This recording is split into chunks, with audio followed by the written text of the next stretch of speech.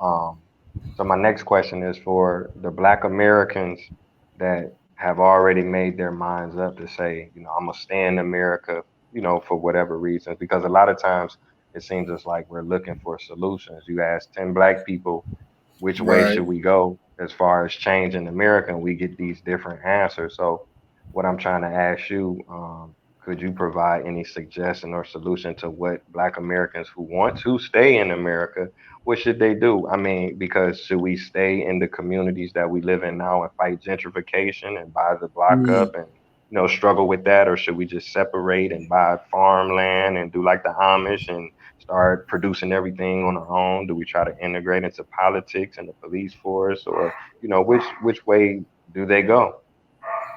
Well,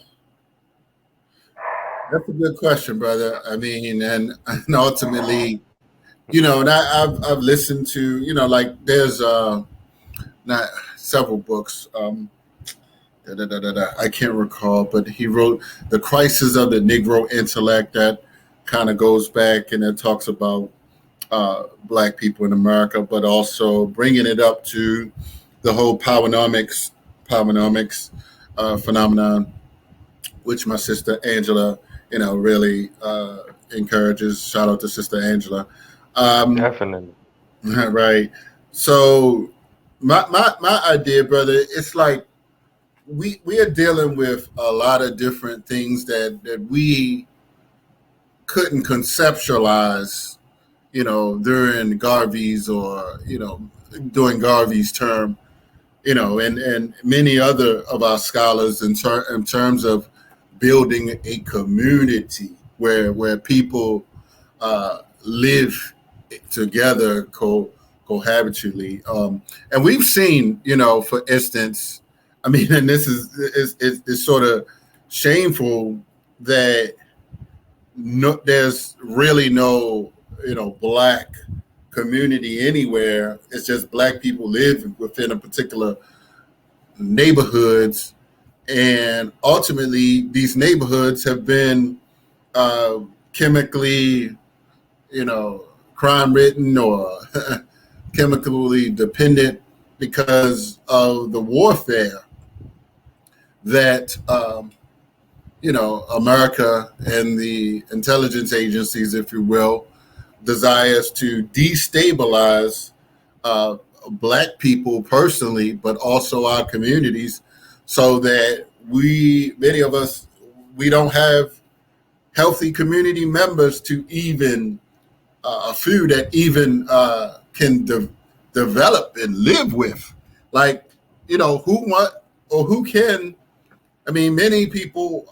I mean, if we're just saying, for instance, like everybody invited.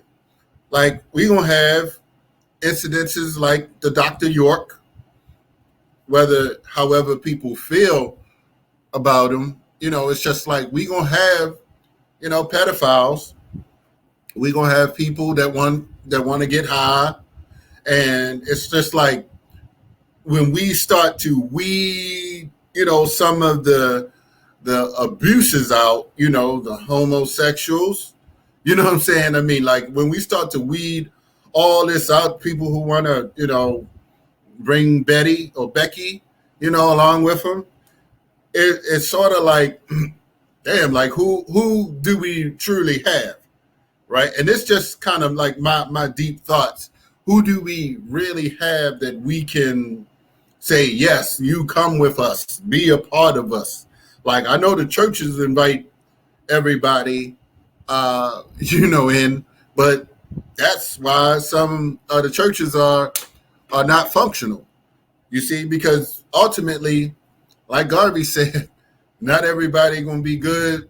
Not everybody is good in America, and they're not gonna be good in Africa. So the question is, for us as leaders, being able to spot, talented people, thinkers, and healing individuals. Of course, the warriors. We need the warriors, but the warriors must be healers as well, because ultimately we're going to have to be, both, psychologically assisted individuals who may suffer from some type of developmental challenge, but also the medical, the holistic teachings of teaching our people how to have good emotional intelligence, or an emotional wisdom, and how to interact with each other, not getting angry and fighting. And we see that in the African Centered Conscious community, and it took me some years, for instance, to just say, I'm not going to have no hardcore beefs with African centered people or Black conscious people. You see, I think that we can find some de-escalating tactics. Like KRS One said, he said, "Stop all beef."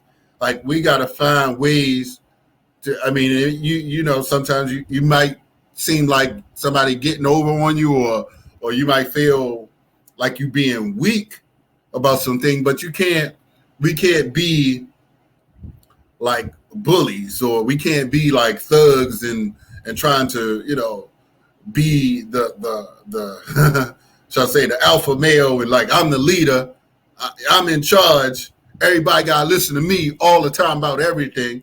And there's some people out here that's so-called African centered and scholars that they want to be the dictators, right?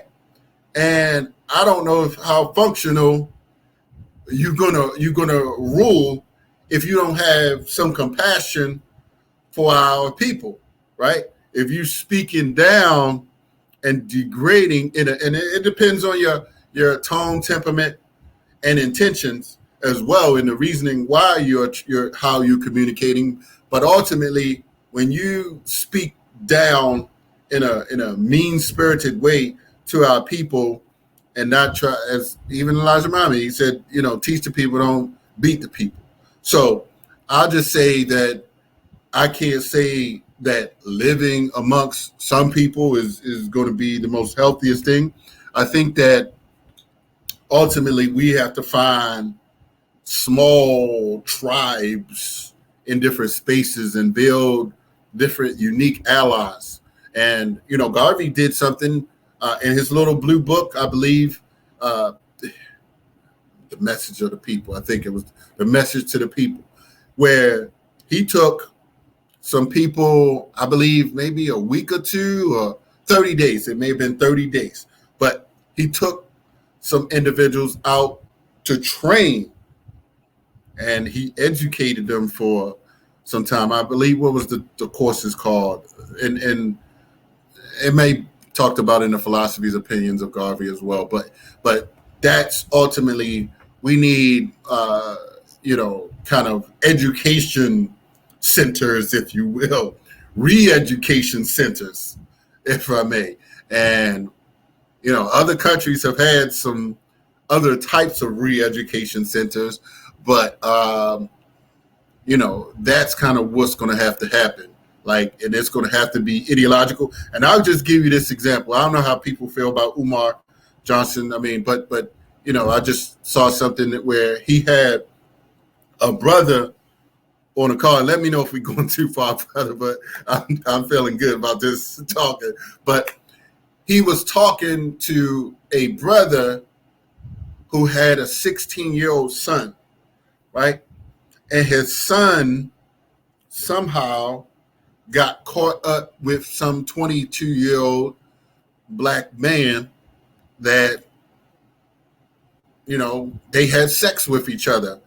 And he's 16 or whatever. And the father was called in on this show, and he said he can't press charges because, although it was speculated that he was 15 years old, he was 16 now and something, I don't know. But the father just felt like powerless. So we having, sexually abused, still a child, he just got manipulated, and the father wasn't around to, be like a comforter or a guide for him to, to keep his manhood. I'm gonna call it like it is. I mean, I know some people are changing their philosophical orientations about what is an African man, African woman, African child. and what is the traditional family census. But I'm not like apologizing for that, and and that's one reason why Africa is still and should be the standard for morality, because many African countries they're not like bowing down to Western concepts of this new family idea that's poisoning our communities. So that's what I'll add, brother.